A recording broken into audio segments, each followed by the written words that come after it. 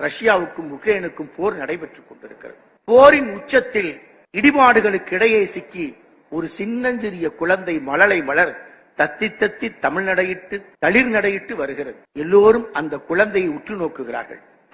அனைத்து கேமராக்களும். பத்திரிகையாளர் கேட்டார் அந்த குழந்தையிடம், are you Christian, are you Muslim? குழந்தை பதில் சொல்லவில்லை. இப்போது குழந்தையிடம் கேட்டார்கள், are you Ukraine, are you Russia? குழந்தை பதில் சொல்லவில்லை. நீண்ட இடைவெளிக்கு பிறகு குழந்தை சொன்னது, ஐ எம் ஹங்கிரி என்று சொன்னது. Are you Christian, are you Muslim என்பதற்கு பதில் சொல்லவில்லை. Are you Ukraine, are you Russian என்பதற்கும் பதில் சொல்லவில்லை.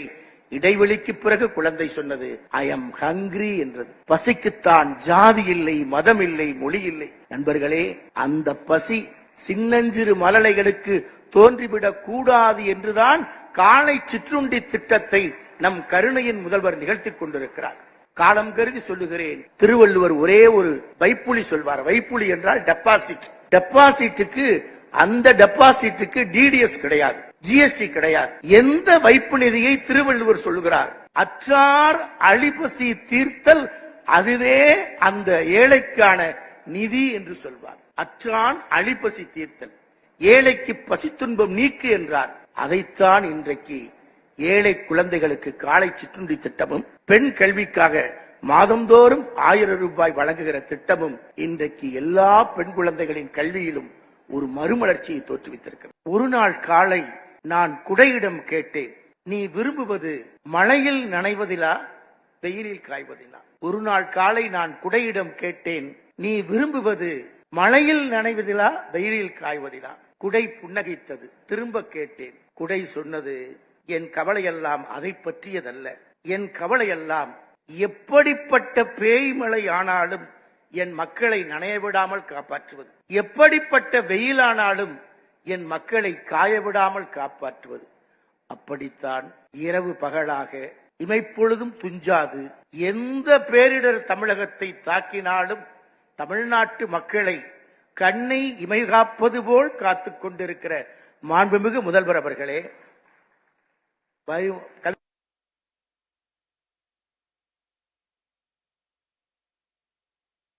முழுக்க இலக்கணமாக ஆட்சி சக்கரத்தை உருட்டிக் கொண்டிருக்கிற தமிழக முதல்வர் அவர்களை பாராட்டி, தமிழ்நாட்டின் நம்பிக்கை நட்சத்திரமாய் திருக்குறள் காட்டிய தடத்தில் தமிழ் சமுதாயத்தை வழிநடத்துவதற்கு நமக்கெல்லாம் வழிகாட்டிக் கொண்டிருக்கிற மாண்புமிகு துணை முதல்வர் அவர்களே, அரங்கம் நிறைந்திருக்கிற அமைச்சர் பெருமக்களே, சட்டமன்ற உறுப்பினர்களே, நாடாளுமன்ற உறுப்பினர்களே, அரசு அலுவலர்களே, ஆசிரியர் பெருமக்களே, அன்பு மாணவ செல்வங்களே, மிகச்சிறந்த உரையை வழங்கியிருக்கிற கவிப்பேரரசர் வைரமுத்து அவர்களே, காலம் கருதி சுருக்கமாக சில செய்திகளை இந்த மன்றத்திலே பதிவு செய்து கொண்டு விடைபெறுவதில் மகிழ்ச்சியும் மன நிறைவும். அன்புக்குரிய அமைச்சர் பெருந்தகை தங்கம் தென்னரசு அவர்கள் மிகச்சிறப்பாக குறிப்பிட்டார். அமெரிக்காவின் சுதந்திர அந்த சிலையை பிரான்ஸ் நாடு அமெரிக்கா, சுதந்திர அமெரிக்காவுக்கு பரிசாக தந்த சிலை. அதற்கான நிதியை 2 நாடுகளும் திரட்டுகின்றன. அதன் அடித்தளத்தை அமெரிக்காவும் சிலையை பிரான்சும் செய்கிறது. அதற்காக 100 ஆண்டு கடக்கிறது. அந்த நிதி திரட்டிய வழியே கேளிக்கை மூலம் திரட்டியது. ஆனால் இங்கே எழுந்து நிற்கிறானே ஐயன் திருவள்ளுவன், இவர் எழுந்து நிற்பது முற்ற முழுக்க நம் முத்தமிழறிஞர் கலைஞர் அவத்தால் வேர்வையால் எழும்பி நின்ற சிலை. நிதிக்காக அல்ல, அவர் இதயம் சமூக நீதிக்காக சதா சர்வகாலமும் துடித்தது. பிறப்புக்கும் எல்லா உயிர்க்கும் என்ற மனித பிரகடனத்தை, உலகெங்கும் வாழுகின்ற மானுடத்தின் மனித உரிமைக்கான பிரகடனத்தை உலகத்தில் முதலில் தந்தவன் தமிழ் மாமுனிவன் திருவள்ளுவன் தான்.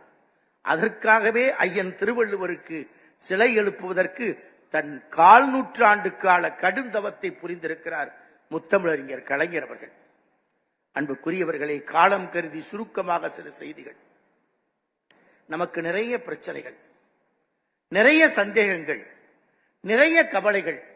இவற்றையெல்லாம் தீர்க்க ஒரே வழி எது? திருவள்ளுவர் காட்டுகிற திறவுகோல் இதுதான். மனித குலத்தின் எல்லா சிக்கல்களையும் தீர்ப்பதற்கான தீர்வு கற்க என்றார். கற்பது மட்டுமல்ல, கற்றதன் வழியில் என்றார்.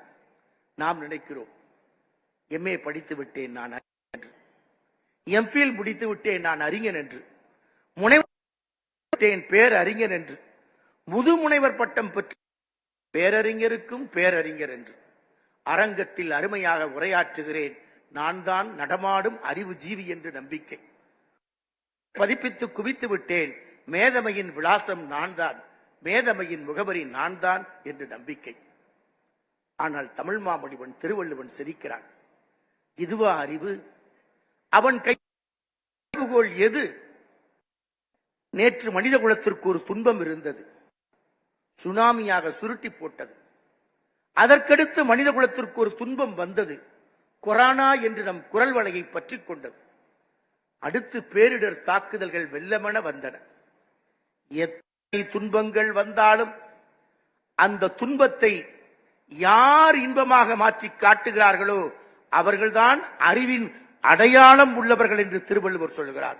அப்படி என்றால் அந்த அடையாளத்திற்கு முழுமையும் உரியவர்தான் நம் மாண்புமிகு தமிழக முதல்வர் அவர்கள். கொரோனா வந்த போது கூட தன் உயிரை பற்றி கவலைப்படவில்லை, வெள்ளத்தாக்குதல்கள் வந்த போது கூட தன்னை பற்றி கவலைப்படவில்லை. யார் மனித குலத்தின் துன்பத்தை இன்பமாக மாற்றுகிறார்களோ அவர்கள்தான் அறிவின் அடையாளத்தை அணிந்து செல்பவர்கள் என்று சொன்னவர் திருவள்ளுவர். நிறைய சிந்திக்கலாம். இந்த அரங்கத்திலே எண்ணி பார்க்கிறோம், 1/4 நூற்றாண்டுக்கு முன்பு இந்த அரங்கத்தின் முன்வரிசையிலே முத்தமிழறிஞர் முதல்வர் கலைஞர் அவர்கள் அமர்ந்திருந்து 3 நாள் நிகழ்வுகளையும் கண்கொட்டாமல் செவிப்புலனில் உள்வாழ்த்துக்களுக்கு மதிப்பளித்து அறிவின் சுதந்திரத்திற்கு மிகப்பெரிய அடையாளம் தந்து வீற்றிருந்தார்கள். நம்மையும் கைகுலி அருகே அமர்த்தினார்கள். அந்த உரை தன்னுடைய வாழ்நாளில் 1975 தொடங்கிய சிந்தனை இந்த அரங்கம் அறியும், அமைச்சர்கள் அறிவார்கள்.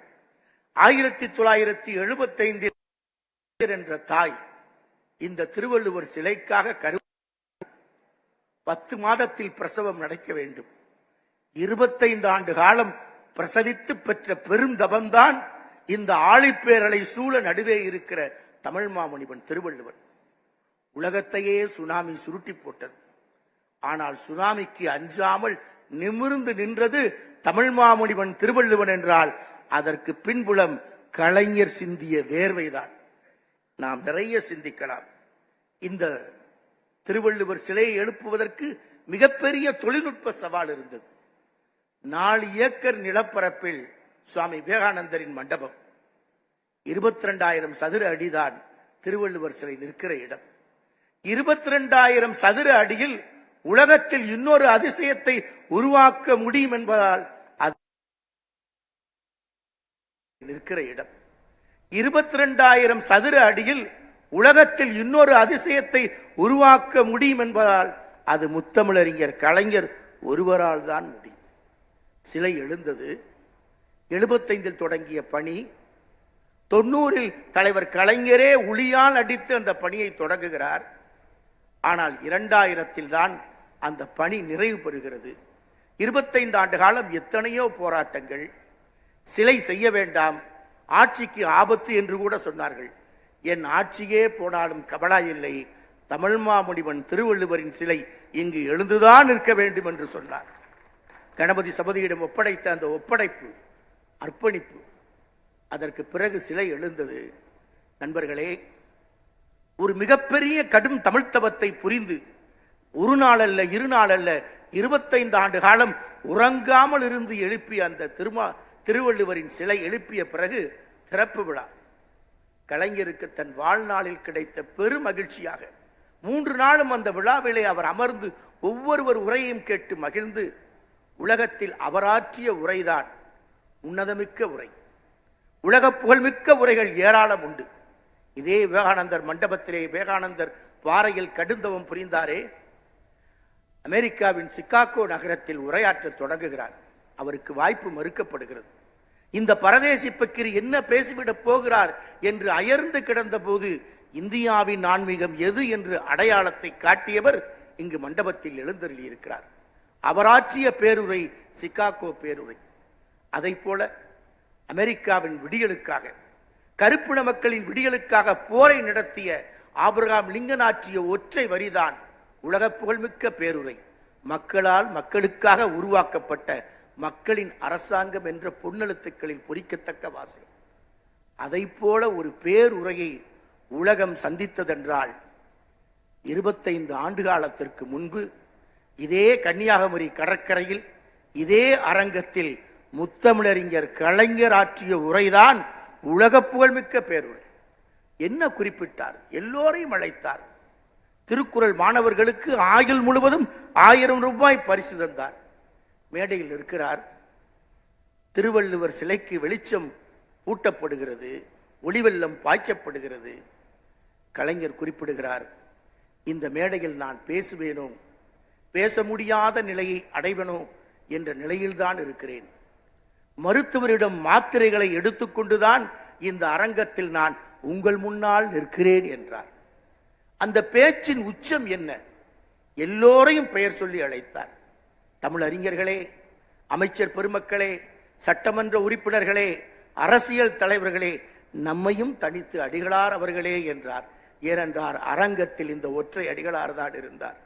அடிகளார் அவர்களே, நாம் இனி எல்லோரும், அடிகளார் இங்கே பேசும்போது குறிப்பிட்டார், திருவள்ளுவரை ஒரு வட்டத்திற்குள் அதை நான் முழுக்க ஏற்றுக்கொள்கிறேன். இதுவரை நானும் திருவள்ளுவரை கவிஞர் என்றேன், புலவர் என்றேன். அதற்காக நான் மன்னிப்பு கோருகிறேன். ஆனால் இனிமேல் நாம் அனைவருமே ஐயன் திருவள்ளுவர், ஐயன் திருவள்ளுவர் என்று அழைத்திடுவோம் என்றார். அதைத்தான் இன்றைக்கு நாம் எண்ணி பார்க்கிறோம். ஐயன் திருவள்ளுவர் என்று அழைத்த அவரை ஜனவரி 9 அன்று, ஜனவரி 1 அன்று இங்கே வெள்ளி விழா, இங்கே திருவள்ளுவர் சிலை திறப்பு விழா. ஜனவரி 9 அன்று திருச்சியிலே ஜமால் முகமது கல்லூரியிலே உலக திருக்குறள் பேரவை அவருக்கு பாராட்டு நடத்துகிறது. திருக்குறள் முதல்வர் என்ற பாராட்டு. தலைவர் கலைஞர் அவர்கள் பேசினார்கள். எனக்கு பொன்னம்புல அடிகளார் அவர்களின் உலக திருக்குறள் பேரவை திருக்குறள் முதல்வர் என்ற பட்டத்தை தந்திருக்கிறது. நான் மகிழ்ச்சியோடு மனநிறைவோடு ஏற்றுக்கொள்கிறேன். திருக்குறள் முதல்வர் என்றல்ல, திருக்குறளுக்கு நான் எந்நாளும் தொண்டன் என்று அறிவித்துக் கொள்வதில் மகிழ்ச்சி அடைகிறேன். அது மட்டுமல்ல, இந்த விழா நடைபெறுகிற இடம் திருச்சி ஜமால் முகமது கல்லூரி.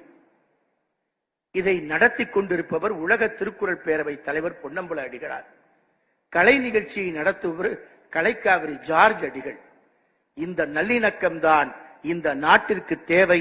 அதைத்தான் திருவள்ளுவர் நமக்கு அடையாளம் காட்டினார் என்று சொன்னார். நிறைய சொல்லலாம், காலம் கருதி சுருக்கமாக ஒரே செய்தி. போரற்ற உலகம் வேண்டும் என்று ஆசைப்பட்டான் திருவள்ளுவர்.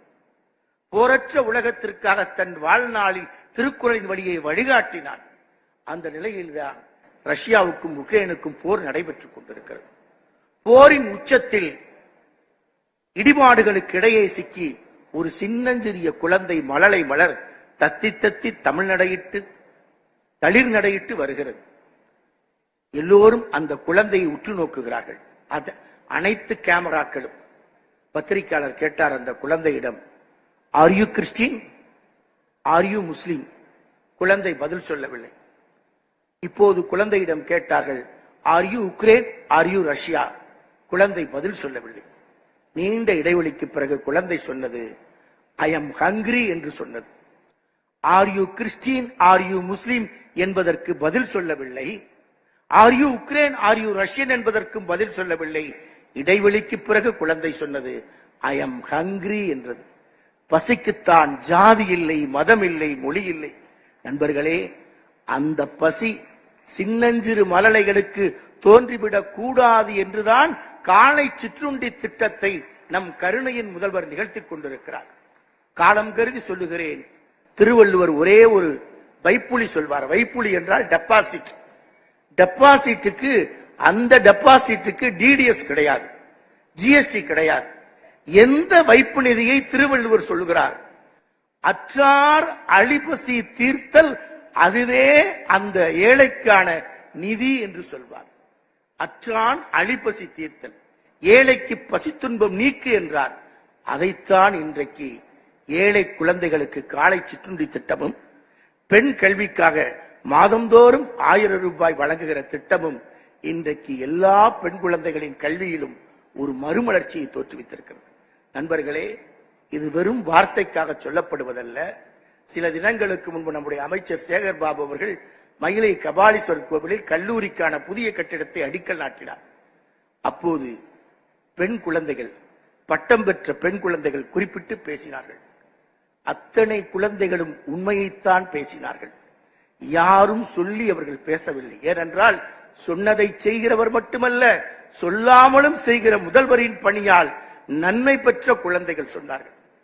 குழந்தை மேடைக்கு வந்தது, பெண் குழந்தை இங்கே சொன்னது, கொரோனா காலத்தில் எனக்கு அப்பா இல்லை, அம்மா இல்லை, எனக்கு இருக்கிற ஒரே அப்பா நம்முடைய முதல்வர் அவர்கள் பெயரை சொல்லி ஸ்டாலின் அப்பா என்று நான் உங்களை கூப்பிட்டுக் கொள்கிறேன் என்றது.